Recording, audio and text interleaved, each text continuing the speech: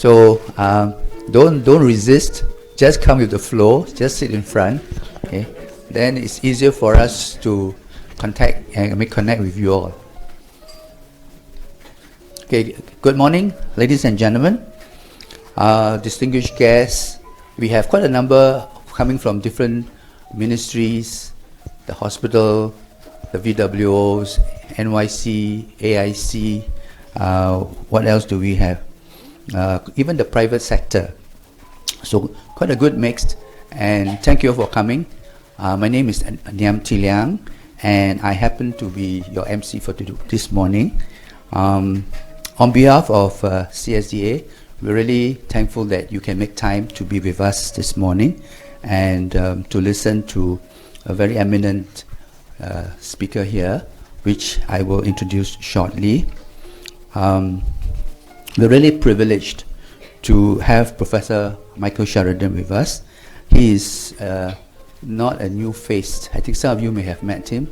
In fact, he's a very good dear friend of the department. He's been around.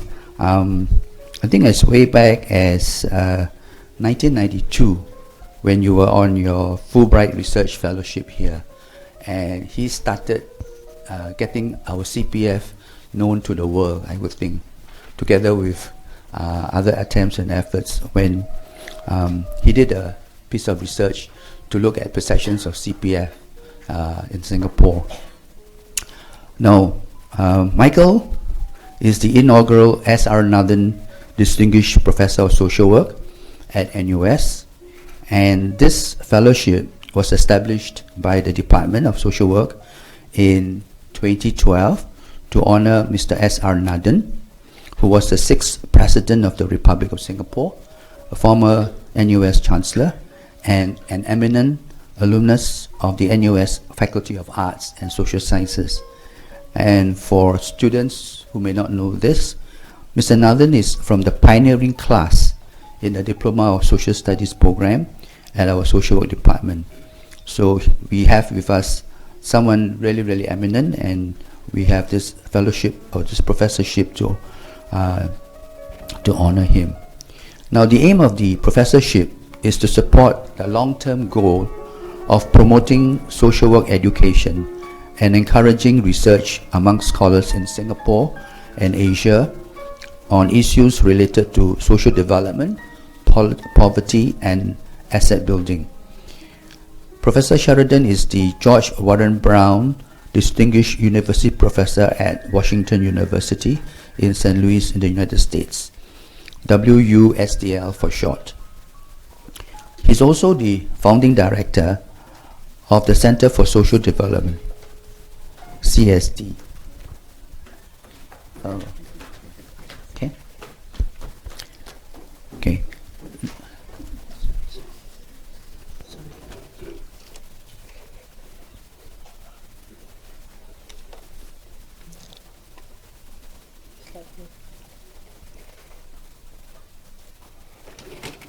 Okay, so that was an interlude. Yeah, we resume.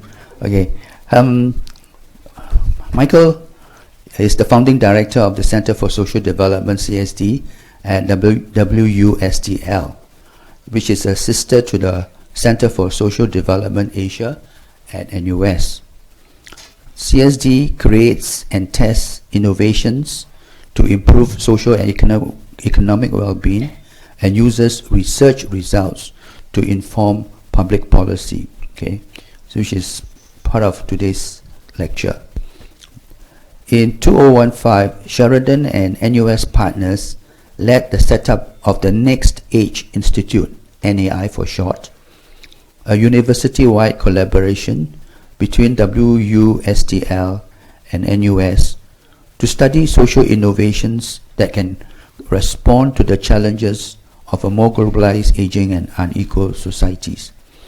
Sherraden is author of several books, and if you look at his CV, it's a long, long list. Okay, so I will not go into it.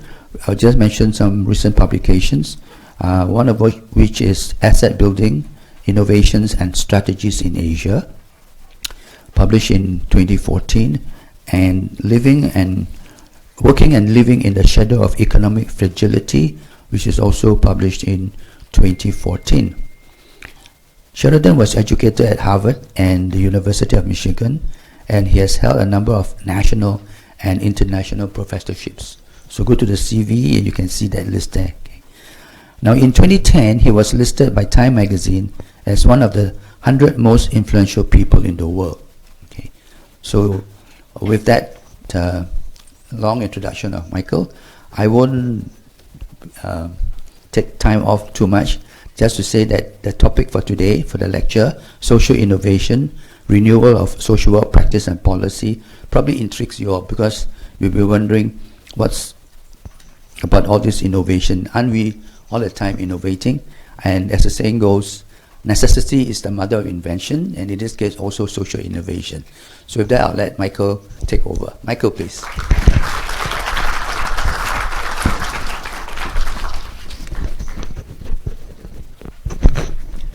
Thank you, Professor Ndiam.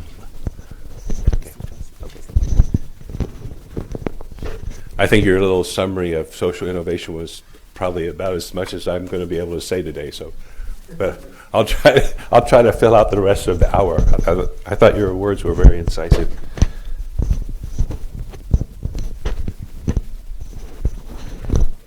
Okay, we'll see. Everybody can hear that? Okay, good. I want to thank everyone for being here. Dr. Ndiam for the kind introduction. Let me say thank you to Mr. S.R. Nathan, who's not able to be here, for his leadership. Dr. Vasu is here. He helped set up this professorship and does so much else to make things happen for the social work department here and for Singapore. President Tan Chor Chuan has been very supportive and I think really an excellent president for this university. I want to thank, this professorship is in social work, which is in the Faculty of Arts and Social Sciences. Dean is Professor Brenda Yeo.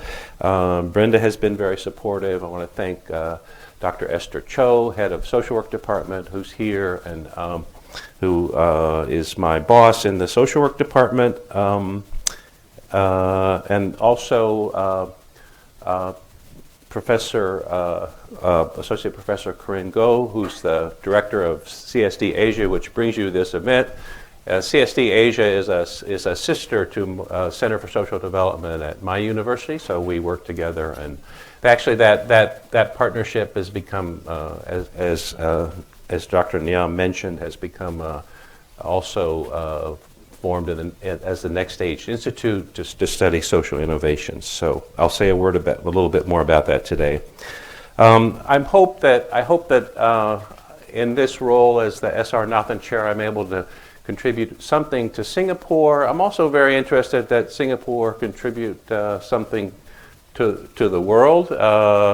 And part of my understanding of the mission of the chair is to engage Singapore in more international discussions of social policy and social issues, largely because Singapore has been, as Professor Ndiam mentioned, has been very, very innovative, quite distinctively innovative. I'm amused.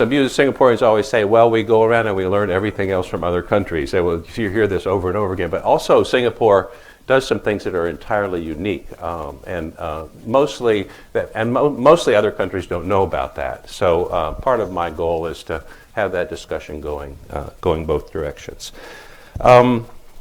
I would say last year for this speech, I gave a lecture on 50 years of social innovation in Singapore, and a summary of that speech went up on our website, and I was surprised to learn from our communications person that page on our website was the most visited page during all of last year.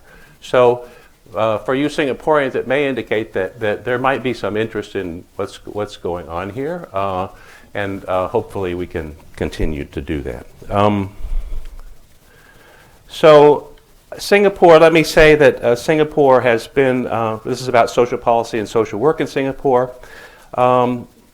Singapore has recognized that social stability and development are fundamental. This seems like an ordinary kind of statement, but it's not true everywhere in the world. The government has really, from the very beginning, put an emphasis on stability of households. There are multiple reasons for this, and not time in this lecture to go into them. But stability of households, ownership of a flat for a large portion of the population, community design that supports households, and emphasis on being in language in Singapore's multiracial society, so people of different religions and ethnicities live together or live close by and in proximity. And while race relations in Singapore are not perfect, like they're not perfect anywhere really, there is at least a daily mixing of different kinds of people and probably a little more appreciation of differences, and you have national holidays that celebrate everyone's holiday, and at least officially you have several different foreign languages that upholds. So a lot of strategies for appreciating difference in a situation where I think the government has felt from the very beginning that there was really no alternative to that. So maybe the pressure of that external reality has made Singapore more inventive in these ways, but it certainly has been inventive. I was in November, I had asked your Deputy Prime Minister to speak at the Brookings Institution. I asked him that I was here in July last year for another event and happened to be on the same program with him, and I was able to ask him, would he come to the U.S. and speak about housing and inclusion in Singapore, and he said he would if he could work it out. As you know, your Deputy Prime Minister wears about 14 hats in Singapore, and he wears another 12 hats in the other parts of the world. So he's a busy man, and some of his work has to do with International Monetary Fund and other international groups. And so when there was a time in November when he had work, he had to be in Washington and in New York. So we were able to schedule a conference at the Brookings Institution in Washington, D.C. on November 30, I think. Professor Chia, who's here, attended that conference and spoke. But focusing on housing and inclusion in Singapore, quite interesting meeting. Mr. Tarman's a very good speaker, and quite interesting discussion in the United States, because in the United States, as you may know, we haven't exactly figured out how to do race and resonance effectively just yet. So it's good for us to see some examples of different kinds of social policies, and I thought that was a very productive meeting. I would like to see more of that kind of discussion happening about Singaporean policies. There were other policies represented in the room as well. We had people from India, Singapore, US, and the UK, and actually had quite interesting discussion on that topic. So anyway, your government has recognized that things are fundamental, or that social issues are fundamental. Your policy and innovation is distinctive, and then because of these issues, social work is also highly valued in Singapore. Again, in a way that's, I don't know if there's in the world today quite another example that's the same. Social work is lifted up here. The government recognizes that a profession that works with communities and households, especially on some difficult issues, as every society has difficult, some households are facing difficulties for one reason or another all the time, but addressing those issues effectively is valued here, and social work is recognized as the profession that does that. So there is quite an emphasis on social work. The government, has more positions for social workers. Salaries of social workers have risen. There are resources for social work training and development in Singapore. I think quite unlike any other country that I know of in the world at the present time. So this also enormously positive for those of us who work in these policy areas. Okay, so that's just the stage setting here.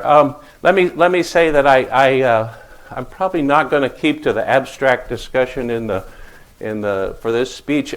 I was kind of amused and a little embarrassed. Several people, I'd published a version of this, or I'd put out a version of this abstract, and I guess the language was so academic and abstract sounding. Several people said to me, well, I don't really know what you plan to say, but I'll try to cover. So thank you all for for showing up here today, despite that. I think what happened, I'm working on a book on these topics, and so my head is full of ideas, but these ideas can't really be condensed into a paragraph, and then I thought, well, probably can't condense all this into a lecture. And besides, people want to know like what's happening or what are we doing. So I changed the tone of the lecture. So I'm going to focus on things that are happening and practical strategies. Some of these may connect with an idea or two. If they do, then we'll bring that up. If they don't, that we'll let that go for now. So this is part one. I'm going to talk about 3 strategies for social innovation. These are just examples that I think are being productive, and this is certainly not the only possibilities for promoting social innovation, but I'm going to talk about 3. The first one is a strategy for social policy research. So this is asset building starting from birth, and I'll try to go through this story relatively quickly here. So this is a strategy for asset building starting from birth, and as a general title, we'll call this child development accounts. And child development accounts, I originally described this idea in 1991, that these accounts would be lifelong. They would begin at birth. They would be inclusive for all children. They would be progressive so that there are greater subsidies for the poorest children, and they would be purposeful for social development and education. So this is asset building starting from birth. Dr. Nyam mentioned that I came to Singapore in 1992. I'd just written this book. I had heard that Singapore had this asset building policy over here, so I was fortunate to get a Fulbright fellowship. That's why I came to learn what you're doing. So you guys do in Singapore asset building to a far greater extent as a social policy than any place else, and so for that reason, also quite an interesting country. But you hadn't started doing asset building starting early in life. You were working on that when I got here. Goh Chok Tong was the prime minister at the time. So there was an EduSave account created for, as you know, for supplemental lessons that began in 1993. A little bit later, in 2001, a baby bonus was created, a subsidy at birth, and then matched savings in the form of child development accounts were created. The post-secondary education account was created in 2005. So you're beginning to develop a system of accounts and asset building for children that in my view, is really just part of a larger social policy system that will someday, if there's money left in these accounts at the age of majority, in fact, this money does transfer into the Central Provident Fund. So it's really a kind of large policy system that's integrated. My guess is it will become more integrated over time. It's possible that some of these policies will expand in various ways. And I've actually heard rumors that some changes in one or more of these accounts are likely to be announced in the new budget, which I think coming out next week or sometime pretty soon. So this is the asset building for children in Singapore. Again, this is way more extensive policy than any other country has at the present time. There have been other examples of CDAs along the way. There's kind of growing interest in this topic internationally. The Labour government in the United Kingdom created an account for every child between 2005 2010. You may know that in 2010 the Labour government went out of power in the UK, and then this policy was kind of set on the back burner. I think the way back burner. But for 5 years they were giving an account to every child, and it was actually going quite well. I thought at the time that once a policy like this started, it would become so politically popular that it would be impossible to change. Like many of my observations turned out to be entirely wrong. So they changed it very easily, no problem. And so the Child Trust Fund still exists for five cohorts of children, but doesn't exist for the rest of children in the UK at the present time. Korea's child development accounts began, we've started discussions in Korea I don't know, somewhere around 2000. So there's a system of accounts that is focused on the poorest children, especially children in institutional care in the child welfare system, with the long-term goals to expand. But there have been political regime changes in Korea, so that also has its ups and downs. Canada has several CDA policies, but these are all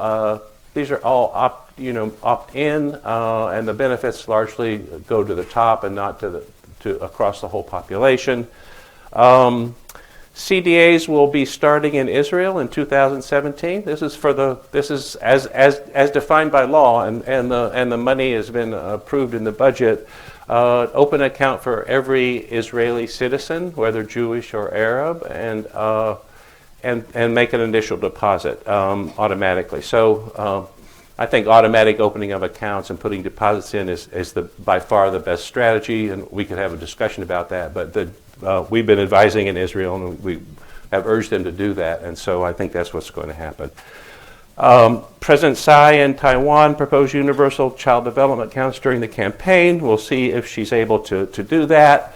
We're in discussions all the time, on and off, with the mainland Chinese government, the Ministry of Civil Affairs, and now UNICEF is in this discussion about considering a child development account demonstration in mainland China. So these are discussions that are happening in the world. There seem to be quite a lot of interest. Singapore, again, should be in these discussions. So I'll come back to this later. I'm hoping we can organize an international conference here sometime not this year, but perhaps next year, 2017, and bring all these folks together and have this discussion.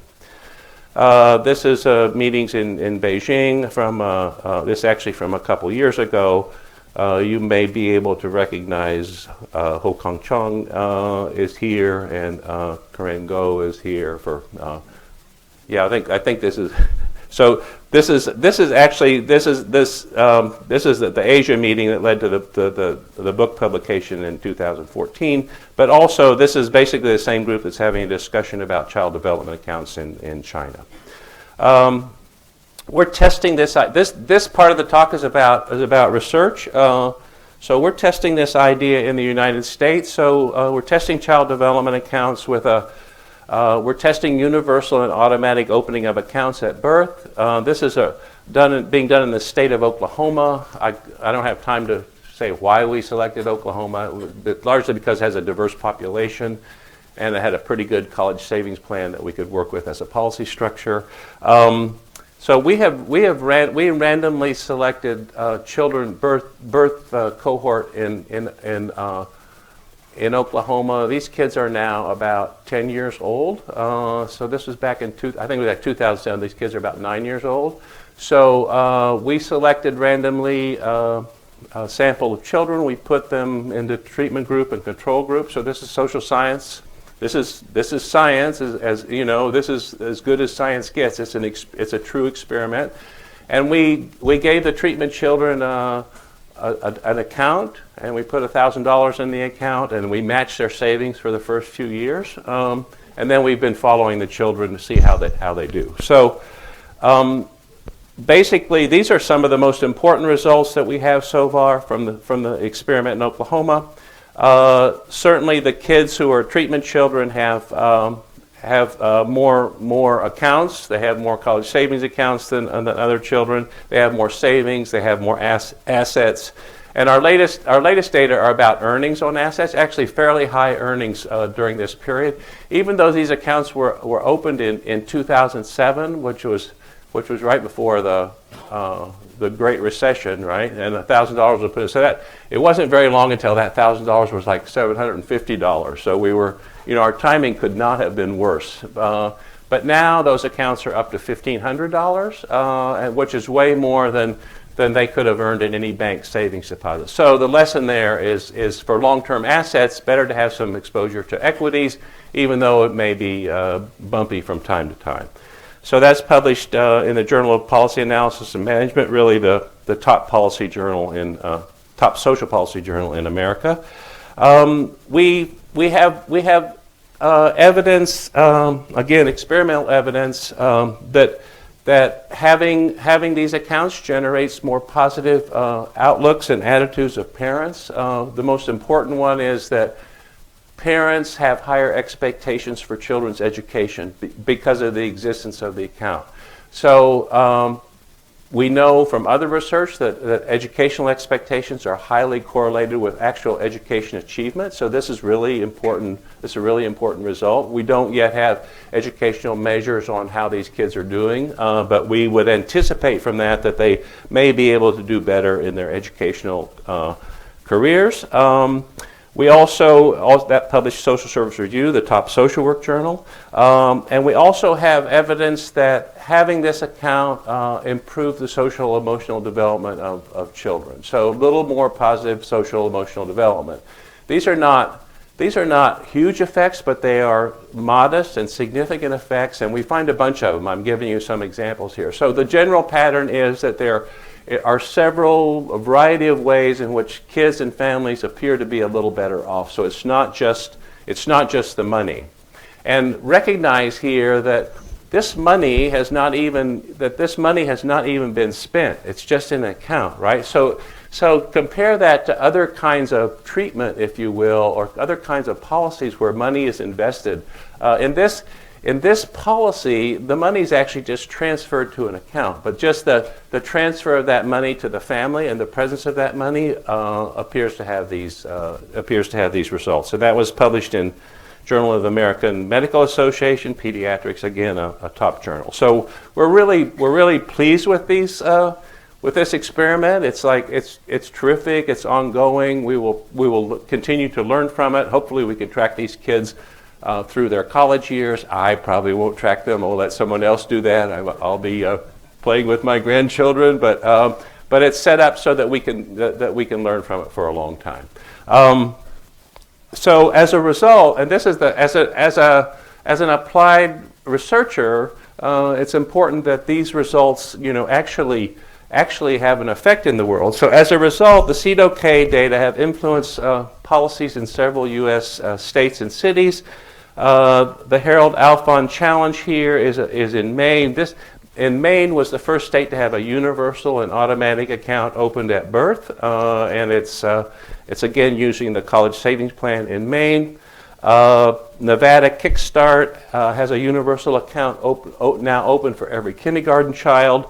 There's some other examples here that are not statewide. Promise Indiana is a group of counties in Indiana that are doing savings account, but they're expanding the numbers of counties. The I Have a Dream Foundation is a nonprofit organization that operates across the country, but at its sites, it is using college savings plans for kids to save for college. Just last week, there was an announcement that a city in New Jersey is starting college savings accounts for every kid.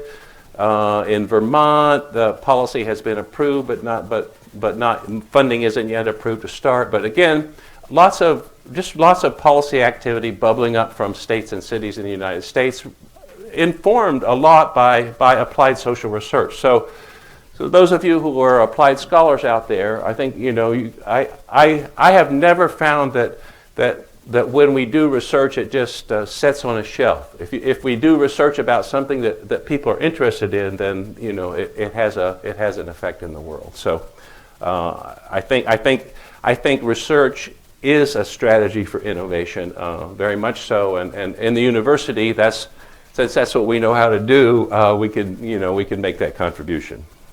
This is Margaret Clancy. She's the policy director in my research center. Margaret knows more about college savings plans than anybody in the country, especially how to get those those plans to reach low-income populations. She's testifying in Rhode Island. Melinda Lewis is also there, who is a former student and worked in our center. And Willie Elliott is a PhD graduate, worked in our center, and Willie is now quite famous all over the United States for doing this work, and he's on the faculty at University of Kansas. So one of the great things about being an old professor is that you can train people and then they go out and do the work, so you don't have to do all of that, which is also very satisfying. You may know that Ferguson, Missouri is part of the St. Louis metropolitan area, just actually not very far from Washington University. We have worked with both the city government in St. Louis and the planning that has gone on in Ferguson after the racial difficulties there. So the city of St. Louis is going to open an account for every child starting this year. We're working with the city treasurer, Sherraden Jones. She's getting the money from parking meters. We still have parking meters in St. Louis. Some of them have become electronic, like everything in Singapore, but actually some places you still have to put 25 cents in there. So anyway, Tishwar is the city treasurer. She controls the parking meter money, and she's going to use it for children's savings accounts. I tried to get her to call it Quarters for College, but she had some better name. I forget what she calls it. And the Ferguson people are actually quite interested in doing this. Very likely that there will be kids' accounts in Ferguson. This is not directly related, but we're doing research on child and youth savings in the developing world. So we have a pretty large project called Youth Save, which is wrapping up now in Colombia, Ghana, Kenya, and Nepal. We have doing that with a lot of international partners, Save the Children and others. This is a multi-method study, very long-term research, working with in-country research partners. Let's put in a plug for international research. It's been really satisfying to work with our research colleagues in other countries. It's actually impossible to do research in other countries if you don't. I mean, it's kind of preposterous to think that you can go to a whole new place and show up and say, I want to study you. You have to have local partners. The local partners have been terrific, enormously competent, and without them we certainly wouldn't have been able to do this work.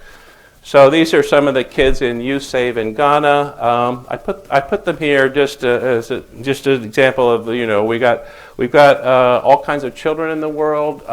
In my view, and this is really the vision of this work in our research center. It's a kind of romantic vision, but it's a vision that kind of keeps us. We're not likely to achieve it, but keeps us on the, going in the right direction.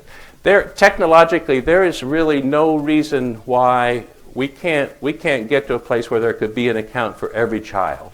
I mean, every child in the world. With internet technology, it's possible to deliver financial services everywhere now. There are, of course, a million financial and political and other barriers to solve in getting to this vision, but the technology is there. The vision that we have is someday an account for every child. And this would set the stage for lifelong asset building policy. Once you set up a system of accounts for every child, children grow up, and so you could build over a long period of time. You could build a national policy of asset holding and asset accumulation for the whole population. So again, a little romantic, but certainly doable. I think another point about this idea is that it's very likely during this century that what we call social policy, which has been almost exclusively tied to nation states, is very likely to begin to have more regional and global aspects. You're certainly already seeing that in the European community where they're trying to integrate. It's possible that ASEAN in your part of the world will begin to integrate in various ways going forward. The increasing globalization of the world, the increasing interconnectedness of the world will drive these changes. So I think it's wise to think that this might be a future that we're going into, and how do we adapt to that future, or how do we take steps to get there? And I think children's accounts can be a very likely entry point because people are in favor of children's accounts. People like children's accounts. We can possibly work across national borders more easily than we can in other kinds of policy. So that's just something to think about.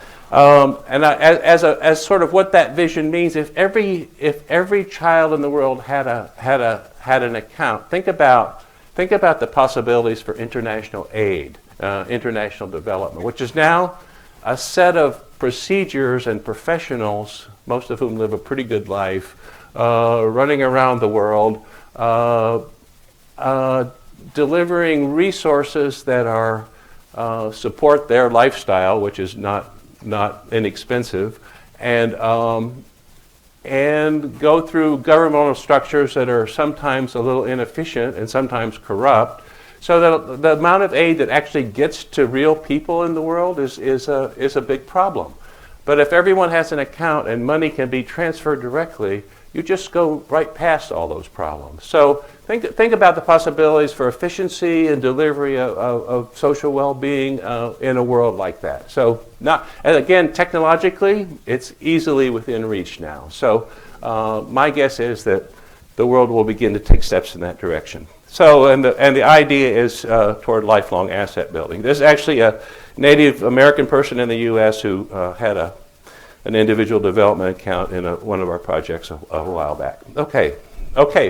Part 2, strategy. Renewal of social work practice and policy, grand challenges in social work.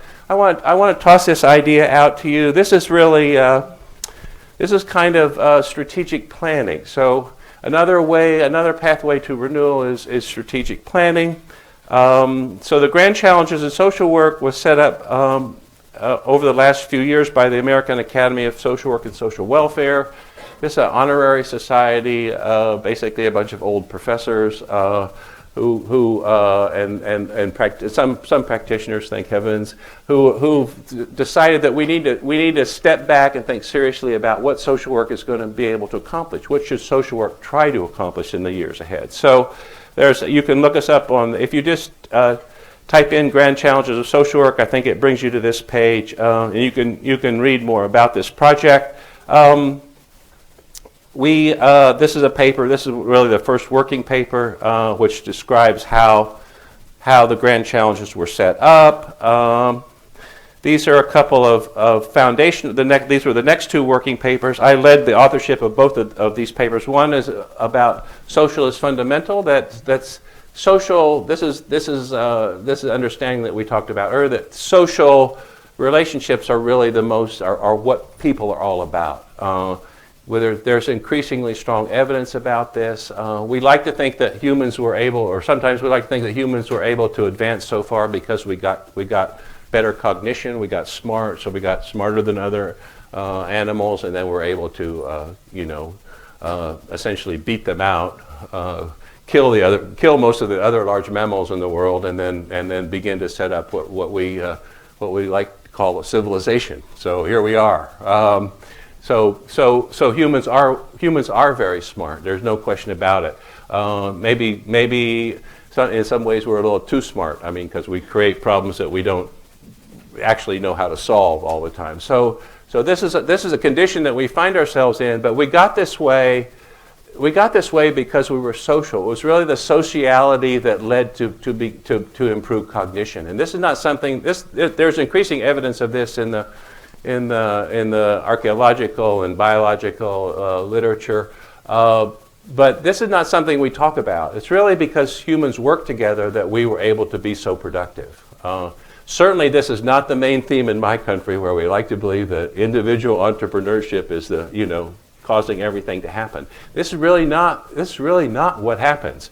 What happens is that we've learned how to create institutions, sets of laws, education, community design, agreements, ways to solve problems in all kinds of ways. Humans have set up all these procedures that make cognition growth and make economic growth more possible. So it's being social that is the foundation of who we are, and I think social work should say this in very clear terms, that these social issues and social relationships and how people live and work together are really fundamental to society.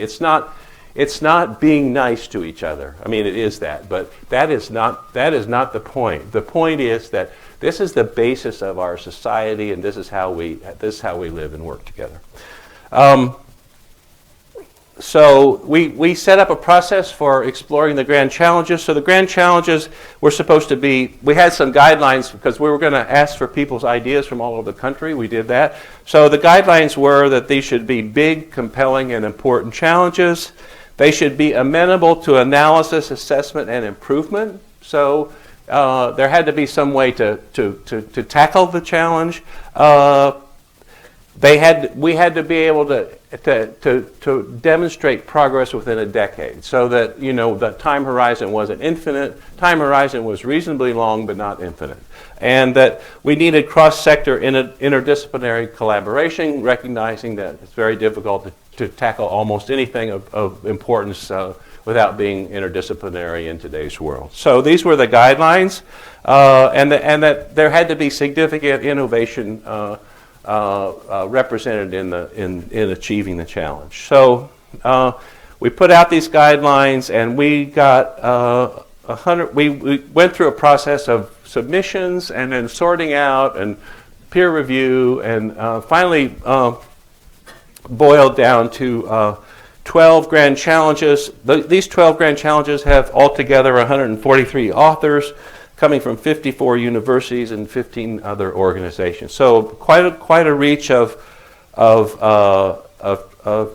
social work thinkers and practitioners and policy people around the country.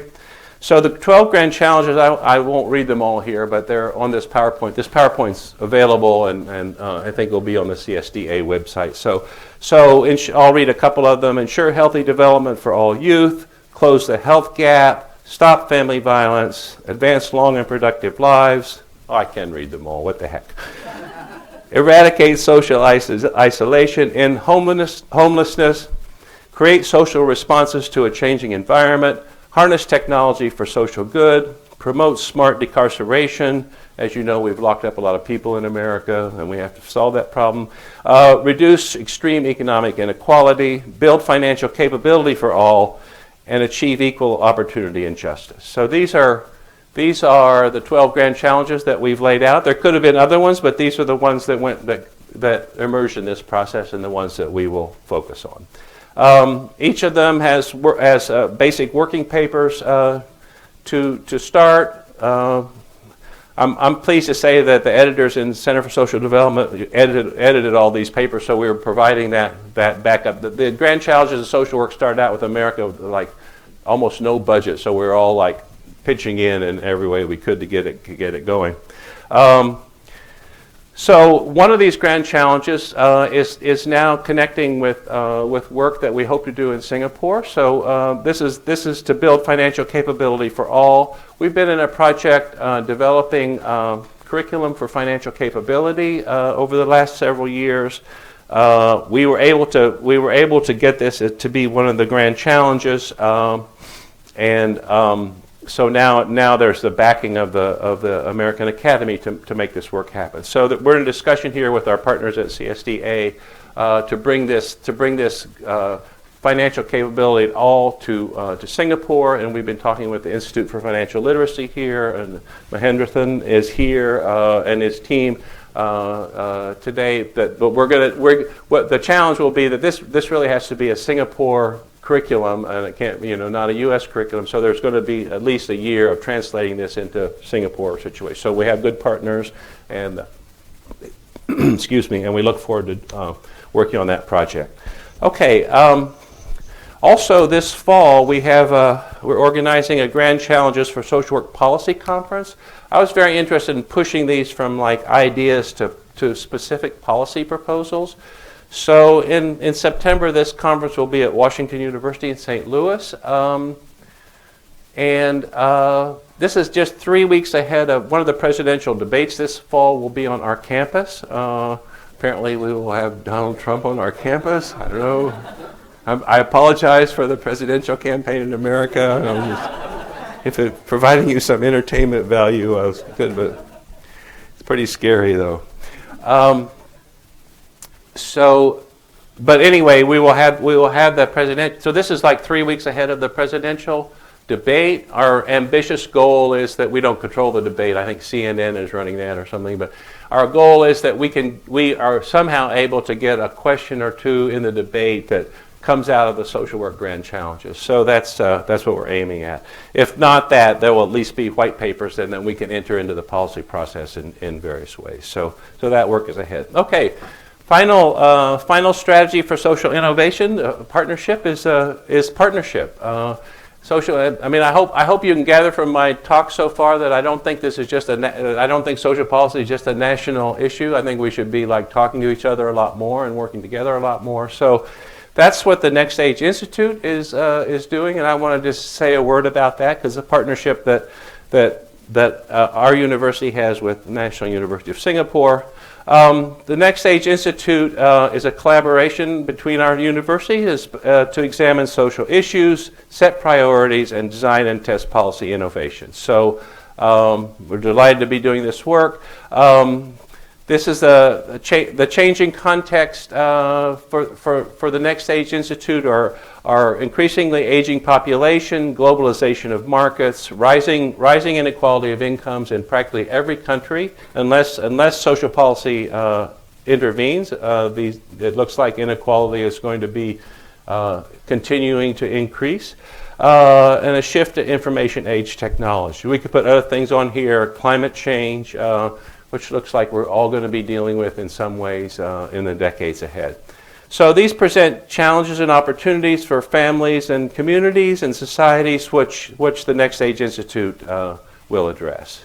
The vision for NextAge Institute is to illuminate issues, create and test innovations for responding to those issues, and build capacity for voice and action, and then hopefully inform positive and lasting changes. So this is, and we intend to do this work not only in Singapore and the United States, but also in other countries in Asia and around the world. And in fact, some of the activities of the NextAge Institute have already brought in other countries, and I think that will continue to be continue to be happening. I'm very pleased to say that Chia-Ni Chun, associate professor in the Department of Economics, is one of the co-directors here, and the other co-director is associate professor in social work, Corinne Goh. And Ho Kong Chong is sitting right between them, and I don't have your picture up here, Kong Chong, but he is heading the advisory council for NextAge Institute on the campus. So these are some of the events that we have, the events, workshops, conferences that we have held and we plan to hold going forward. So our first conference was Older Adults in the Community, and that was at the same time as the launch on this campus in last year. We've had 50 years of social innovation attached to other international meetings. There was a session on rethinking Social Security that Professor Chia organized on this campus last year. As I mentioned, there was a conference in Washington, D.C. On housing inclusion and social equity where Mr. Tarman spoke last year, and also another follow-on conference at Washington University in St. Louis on the same topic. And also Y.C. Wong, head of your architecture department, attended both of those sessions. There will be a session on older adults and retirement security in Brisbane, Australia, in the fall at a meeting of the McDonald Academy, and that will be actually seeking to compare the Central Provident Fund with the superannuation system in Australia. These are two of the largest asset building policy structures in the world, but both of them quite interesting.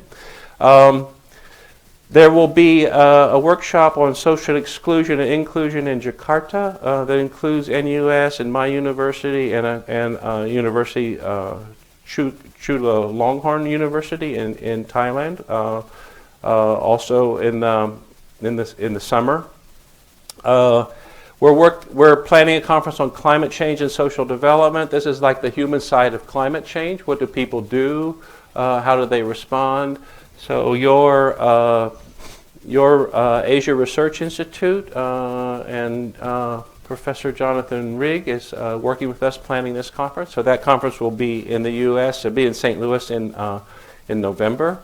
There is a conference on international volunteering. We've actually held a conference on international volunteering on this campus during the last year, working with UN volunteers and other international organizations. And there'll be another one on this campus focusing on a research agenda in about a year from now in the spring. I would like to have a conference on asset building from birth, as I mentioned, in Singapore, and bring in all the countries where that are trying to promote asset building from birth also in 2000. So that gives you an idea of the kinds of meetings and discussions, and then many of these have resulting publications from the work of the NextAge Institute. It's a very active set of engagements. We would like to believe this is productive. The emphasis on creating innovations to address some of these topics. So again, it's a strategy for like spurring renewal, spurring new ideas. And I forget beyond what your words were, that we must do this. Necessity is a mother of invention. The social work in a broad sense is never done. It's not like we ever get it right and can just go home and tomorrow the context is always changing. Renewal is always necessary. So, but when we talk about social innovation, I think we're in that context, which you wisely mentioned at the beginning. Of really constant renewal is what has to happen. So this is NextAge Institute. It's across the street at Ventus, and if you haven't been over there yet, you can visit the staff over there. So conclusion, some words for conclusion: the social work and social policy in Singapore toward innovation and renewal over the next 50 years. In the first 50 years, Singapore went from being a very impoverished and ill-housed nation to one of the wealthiest nations in the world. Really, this is among the most impressive economic development stories in our era, maybe in any era. So, I like comparing these pictures. So this is like colonial Singapore. I don't know old cars, but I don't know what year that car is. But what year? Yeah, around 50s. So this is not much before your self-rule in Singapore. I mean, in the 50s began self-rule, right? So this is toward the end of the colonial era, and so 50s. So you think about you became an independent nation in 65. Had a few bumpy steps between this period and becoming independent nation, but 65. So this is Singapore. I think quite charming actually, but it doesn't look anything like this. Here, this is like. I have to tell you, if your visitors come to Singapore, even I come here often, I come to Singapore, I think I've arrived in the future. I don't, they're just like, wow, look at this. So this is quite something. So all of this happened in a relatively short period of time in Singapore. For social development, you were able to achieve housing stability, and I think that's really the right way to describe it. There really is housing stability here in a way that is quite exceptional. Not perfect. Again, it's not perfect. There are certainly. I'm in social work, so I hear mostly about where it's not working, and there are some people who are have difficulty with housing. There's no doubt about it. You have relatively widespread asset holding, so that even a lot of very low-income people in Singapore actually have a positive net worth. This is very different from certainly very different from the United States. You have longevity. Your life expectancy is 5 years more than ours is in the United States. You have excellent education and greatly improved ethnic and religious tolerance. Again, not perfect, but people are. Back in the 50s, people were killing each other in the streets. So that's not happening. That's not happening in Singapore. So in some respects, social development has made economic development possible, and this was certainly the view of the leadership of Singapore back in the 50s and 60s. That social stability was necessary to make that economic development possible. So the core strategies have been education, healthcare, housing security, asset building, more than income support. There's room for criticism here about these policies, believe me. I'm just not doing that part of the talk right now. That there should be an emphasis on personal and family responsibility and multiracial living. I think these are some of the core policy strategies. So you have purposely designed housing estates that shape community life so that people can mingle and have a sense of location and place. Again, ethnic and religious groups mix at meals and in other settings around community life. Sometimes eat other people's food. If they get tired of their own food, they can have some Malay food or some Indian food or whatever option they want. You can sometimes even get some Western food if you want that. You have pretty much integration by income inequality and class. So you have rising income inequality, which you actually counterbalance with some public government subsidies at the bottom, and you also distribute your poverty across neighborhoods. Again, it's not perfect because sometimes there will be blocks of people where high proportion are poor for one reason or another, but you don't have. It's hard for me to describe this really. You don't have a street that at least you may know when you're walking down a street where poor people live in Singapore, but I will not know. Well, actually, I know some of them, but an outsider would not know, right? There's no place in Singapore where an outsider would walk down the street and say, "Oh, I'm in a poor neighborhood." I don't know any other country in the world where you could say that. It's a really remarkable achievement, and there's a lot of evidence that sharp segregation by class, so that all poor people living together, is not good for people. The children in those households don't do as well as if they're more integrated by class with the rest of the society. So that's pretty impressive. So the Singapore state here, as you know, in Singapore, the state has a lot to do with these policies. So there could be debate about this. To what extent does the state do things? To what extent do we work with community energy from the bottom, from community groups, or community groups that are not community groups that are controlled by the state? So this is a lively debate. Should be a lively debate. There's no right answer to this, and it's something that has to be continually worked out. But the long-term goals are stable households and communities, maximizing human capacities and skills, and building assets for development and security. I think these are three of the major long-term goals. And also, this is also really important in Singapore, also balancing the budget so there's generational fairness. So in Singapore, there's a really conscious effort not to make social investments for one generation that are going to come at the cost of the next generation. Again, quite unusual. Not something that we see in every country. Okay, the challenges for the next 50 years. Almost every society is going to be facing rising income inequality, aging populations, climate change, and other challenges. So we all have important challenges ahead, as humans always have had, really. So the question for Singapore is: will you continue to be as successful in social work and social policy innovation going forward? I think you've been pretty successful up till now. And again, I think your economic growth and your leadership has this view. Your economic growth has depended on this social innovation. So what will make this possible? So now I'm going back to just summarize the suggestions in the speech. I think you need to build on Singapore's leadership. So I think in the areas where you're doing really interesting things, I think it would be good to have more international discussion. So we would like to hold a conference on asset building starting at birth, for example, but you have other areas of policy where there should be much more international exchange and discussion so that other countries can see what's happening here and have a debate about it, like what works, what doesn't work. I think that would be very constructive.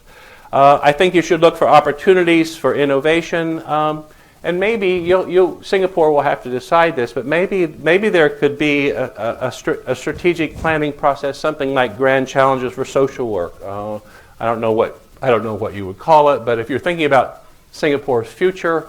Oh, by the way, a couple of weeks ago, I went and attended. You have a futures exhibit down at Garden by the Bay.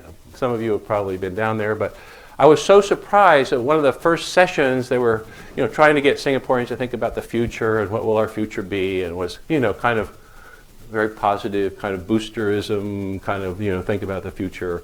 And they put up some examples of Singaporeans in the future, And there were 4 or 5 examples, but one of them was a social worker. I was amazed by this. You know, in Singapore, that's probably not accidental.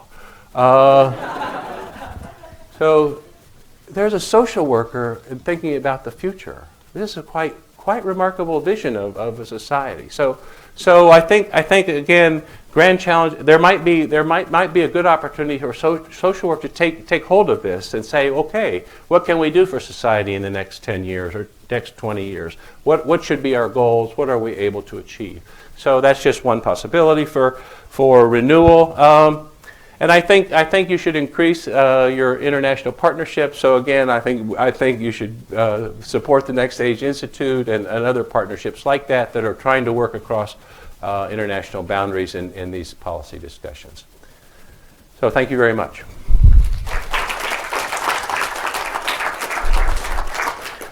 So I think there's time for questions. Do you want to take them or? Yeah, okay.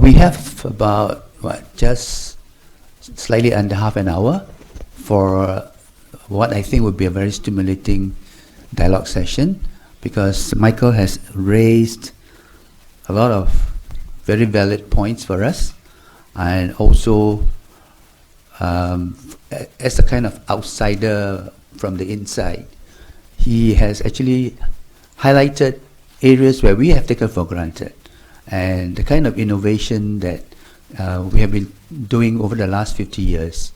I think is something we might actually like to revisit in terms of the new challenges that's coming ahead. So I think you have lots of questions to ask, given your own comments also.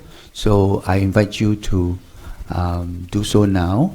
There is a mic circulating around. Okay, yeah, so just raise your hand if you want to add a comment, ask a question, view your own aspirations, your own ideals. Okay, so please go ahead. Now, whilst you're doing so, as usual, we have to start the ball rolling. Okay, I think immediately for social work, this is very intriguing question, the grand challenges. I think over the years in social work, we have also been trying our best to figure how we could play a more indispensable role in society. And with all the support that we are now given, I think the status of social work is the highest it's ever been so far, in our country's history. So what would be the kind of grand challenges for us? I think, Michael is trying to throw the ball at us and say, think of the Singapore version. Okay, of course, we can look at the 10 challenges that the US has. Probably some will still resonate with us, but there might be a few that are not. Maybe just off the cuff, would there be some of those challenges that you think that might apply to us? Put him on the spot first. Then you can think of your questions, okay? No, I'm not ducking this. I just don't think I have the answers. I think Singaporeans have to figure these out. So it wouldn't. I would be glad to talk about what are the options for setting up this process. How would you go about it? But it's not up to. I think there should be a process where lots of Singaporean voices are around the table and think about those issues. So. Okay, he's actually throwing the ball back at you and say, do you have any suggestions? Off the head, do you have any idea? Yeah. Okay, if you need some time to think of that, yeah. Are there other questions, other comments you would like to make? Yeah, hi, I'm Sean. I'm from Social Work NUS. Thank you so much for your lecture. I really appreciate it. I think it just gave me insight on the dreaming for the next generation, like what we can do in the future. Yeah, I think I just wanted to confirm these slides will be on the website.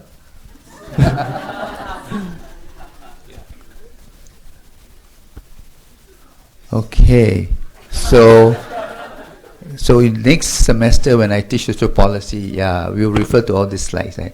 Maybe that should be an assignment for you guys. Come up with your Singapore challenges. Corey. From YouSave.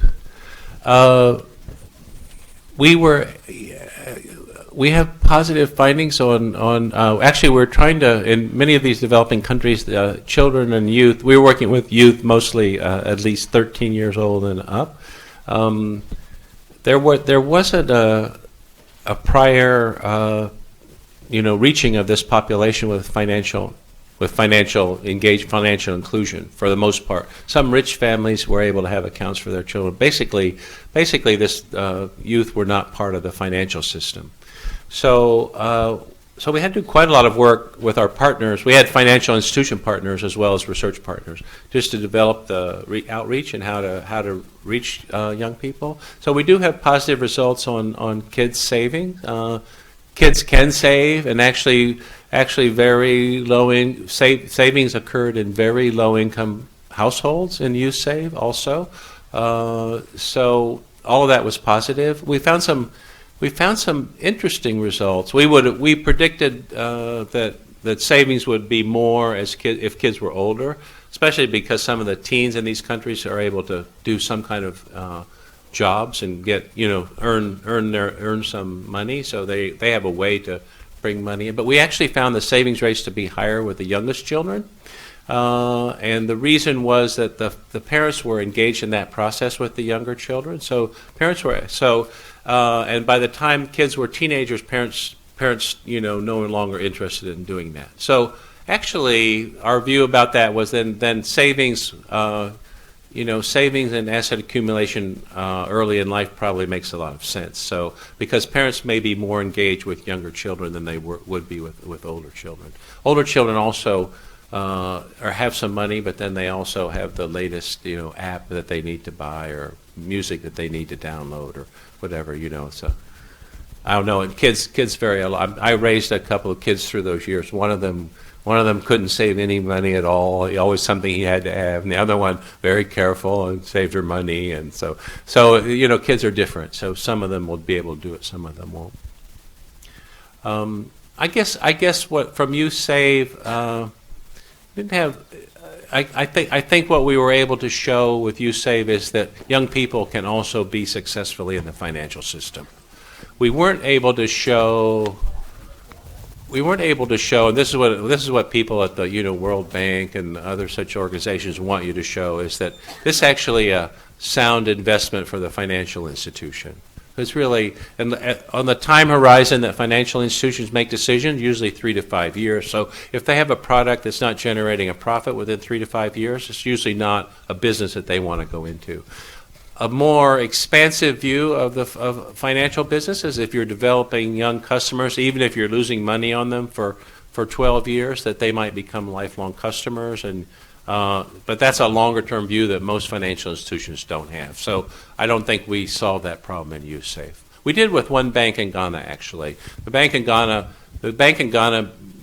figured out a way to change its business model and set up really a set of procedures so that these accounts and this business would be on a longer-term horizon. Yeah, but that's sort of the banking side. My name is Mala. I'm from Duke NUS. Thank you for the presentation. I guess being born and bred here, it is a small city, so I feel like I can't be so proud of our achievement, because after all, to me, it's always been a city, not so much of a country. Maybe it's not fair, but that's my take on it. My question is about the grand challenges. I see that it is a huge sweep of a huge landscape. So I'm just wondering if, if cities or countries embark on such big projects, whether then issues within each specific areas might not get looked at. Why I thought about that is because, if I look at Singapore, to me, in social work, it's not that hard to figure out what needs to be done because there are huge gaps. I mean, look at, areas around drug rehab, look around mental health challenges. They look around, I work in the elderly sector, look at elderly poor. So there are huge gaps. So I just am concerned that, embarking on this huge, challenge landscape might detract us from, the real work we need to do, even around racial harmony, I would say. Thank you. Your comments. I think that's a good point, and I understand your caution about that. There's no reason why the issues that you mentioned can't be expressly stated as grand challenges. So I think if these are really important, then Singapore should decide that, specify that, and then, I mean, our goal is in the U.S. is to bring attention to particular areas, and then hopefully more people trained to work in those areas and more resources to go toward that issue. So those could be on the list. Then there'd be. We have versions of we didn't use quite the same language, but we have versions of all those issues on our list. And people who have very much kind of concerns that you have, because certainly these are not just Singapore issues, but issues everywhere. So I think that's workable. But I appreciate also the caution.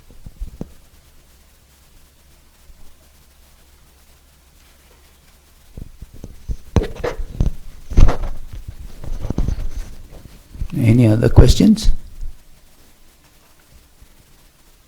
No. Okay.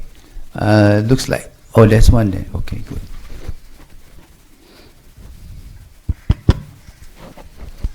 Professor Sherraden, thanks very much for the sharing. I'm Alex Lee from Singapore Children's Society. I have a question more on the cultural side, because Singapore has been very much, especially older generation, very much the Asian culture. Family look up to themselves, quite more self-reliant, and it's now becoming a bit different, becoming more individualistic. People looking at the state to perhaps come and help us. I can see that we're useful if we have some kind of a good balance between the two, where family or extended family look after oneself, state come in as well. But do you see that as a problem? Let's say in the U.S., do you see it in the city area compared to more urban, suburban area, or cities which are more rural or agricultural? Do you see any differences in sort of having to manage these two types of mentality, the cultural aspect? Thank you. I think these are really tough issues. I would say that in the United States, to answer part of your question, in the United States, social issues and problems can be sometimes in rural areas even more severe than in urban areas. It's not like everybody is living peacefully out on the farm and milking the cow and having chicken dinner and then saying their prayers and go to bed. This is really not what's happening in rural America. So some of our most severe drug problems are in rural America. The most extreme poverty is in rural America. So it's not perfect out there, but different challenges from urban life. By the way, so and I appreciate the way you framed it was a sort of cultural issues that I guess I would prefer to just say that the times change, and certainly there's a lot of things that younger people do that I don't really understand. Some of it I might be critical about, but I think older people are always critical about younger people. So I try to have a little caution about that. I know when I was young, I was pretty critical about old people. So and the world kind of goes on, So I think times do change, and I hope that I don't know what all the information aged and the social media. I think those are a big part of younger people's lives now, and I don't really know where that leads, but I'd have to believe that they will figure it out as effectively as we figured out our challenges. I hope so. I will make this is not quite the question you asked, but I'm going to take this opportunity to answer a question I want to answer. I'm not so sure about the cultural interpretations. I think that different societies face different conditions and so on. I think we do have different histories and so on, but I actually think that public policies are by and large shape humans' behavior more than cultural traditions. So I'll use the example of savings rates in Singapore.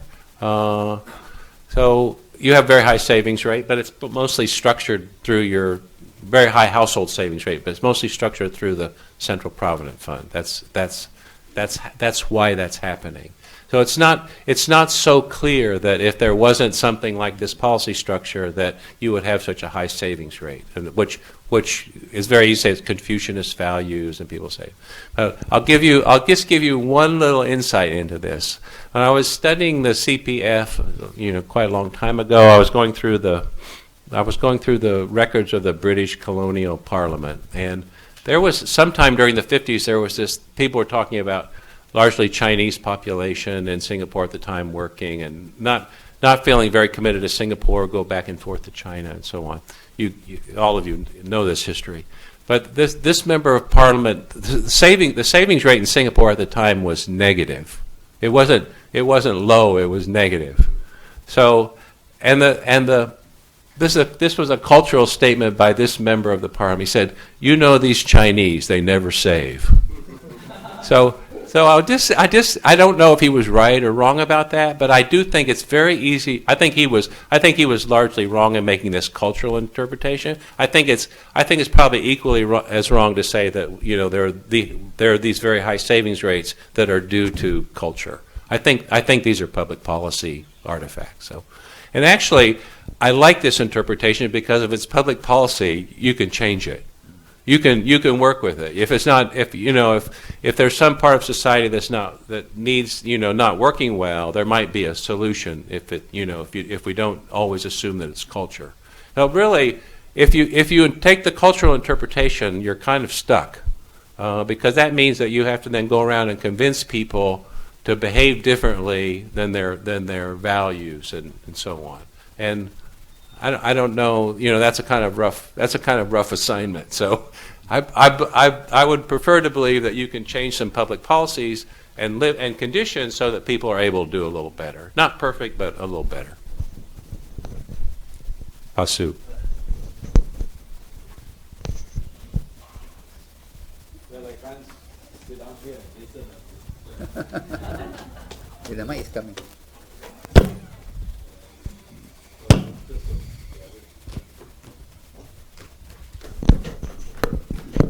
I hope you all don't mind me participating in this issue. Yeah, by all means, we will.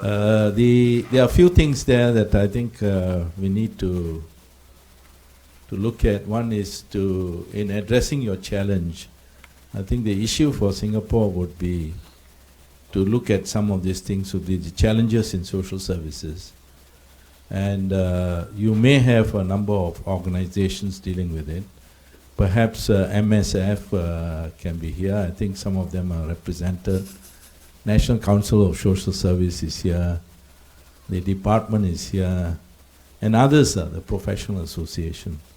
Should seriously look at this issue. Or what are the challenges in social services for the next 10 years, no need 50. Looking at it, maybe projecting to 50. I think as a start, I think to me, I think maybe a starter to get things moving. Because society is changing tremendously. And one of the issues that we need to address is income generation. Because without income generation, there's nothing to talk about. How are you going to distribute resources, allocate resources to different sectors of the population? So that, I think, it is an important issue, challenge, I think, that we need to look at. Societies are changing. profiles are changing.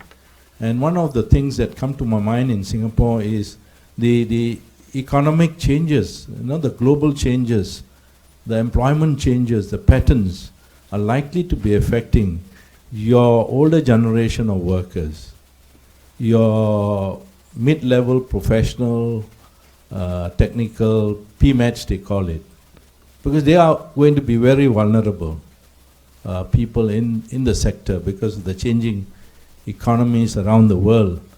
And with technology and all that, many of these things are coming, and it has got impact on your growing, aging population.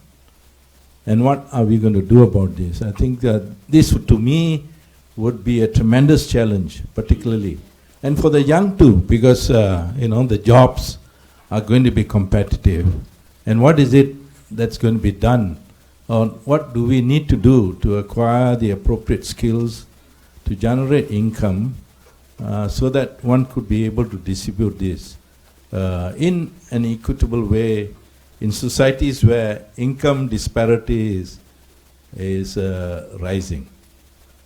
And how are we, in the context of Singapore, going to address that? I think that's a very critical issue to me, because there are a lot of families that are in the lower income group, lower skills. The children may need a head start to some extent, and to what extent are these issues? You are talking about child development sort of a thing, and in the context of income disparity, where do this asset building come in? Those are the critical issues, as I see, that we need to look at.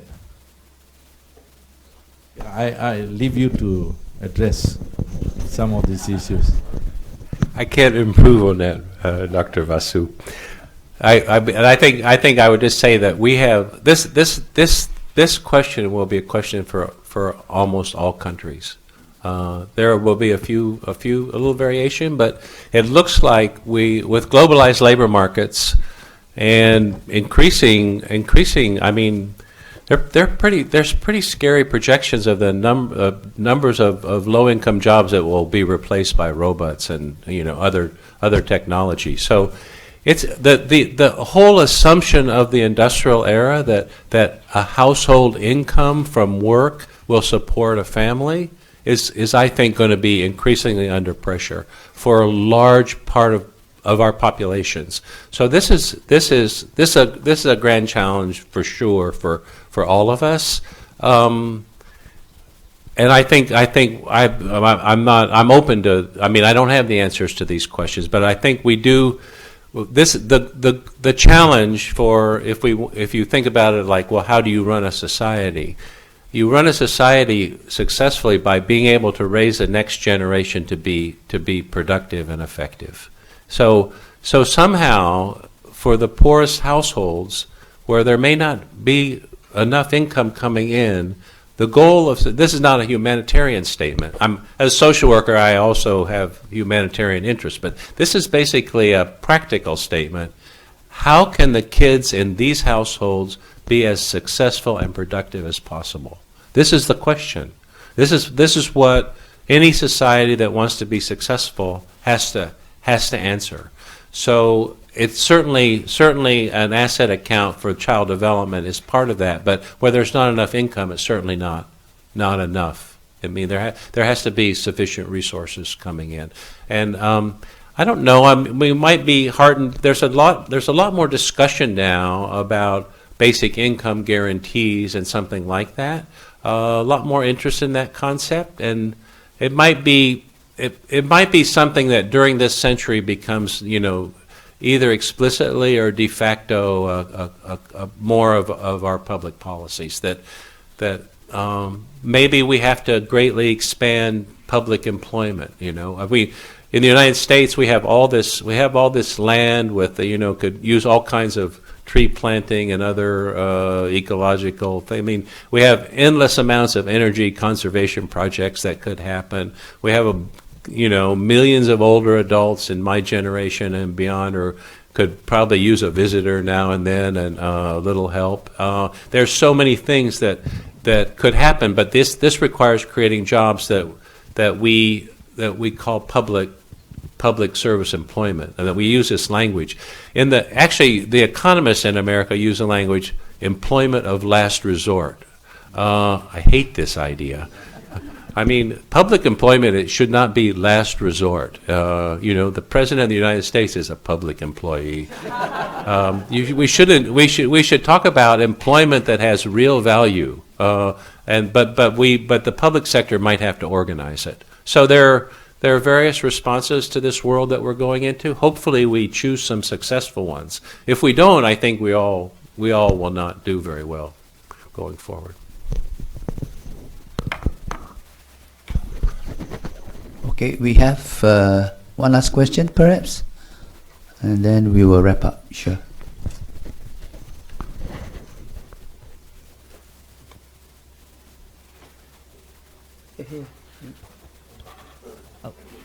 Sorry. Okay.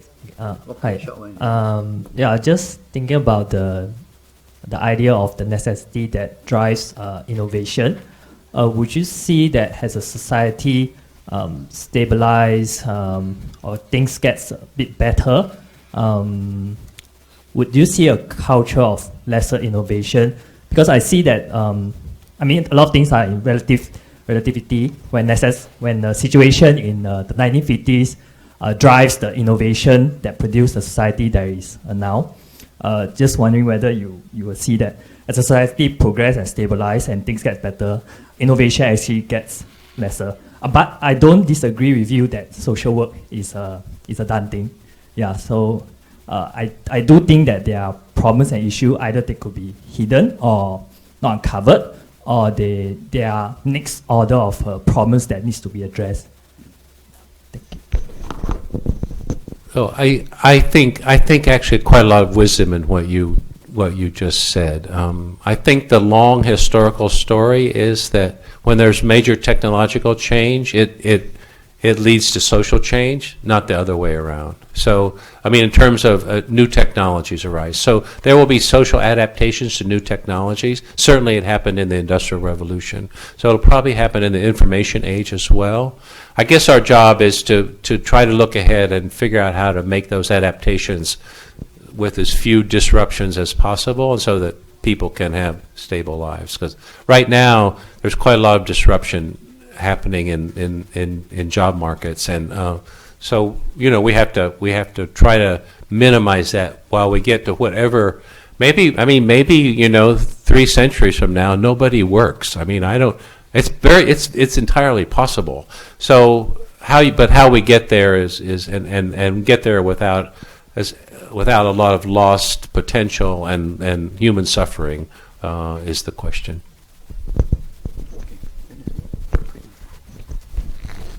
Okay, very quick, short question.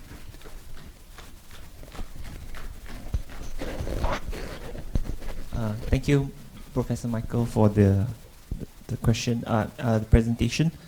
I'd just like to. I'm Chris from the Institute of Financial Literacy. I noticed one of the grand challenges was to harness technology for social good, and you did mention about creating an account for everyone, all the children. Besides doing this, how else do you think technology can be harnessed for social good? Thank you. I don't know. I didn't help write that grand challenge. I don't know. I'm not a technological person, so I don't know what the potential is here. I do find some of this talk coming out of Silicon Valley about, or Mark Zuckerberg, who runs Facebook, thinks that he's adding tremendous social value to the world, and maybe he is. It's just not a world I get. I think the younger people are going to have to figure that out, but maybe others in the room have a better response.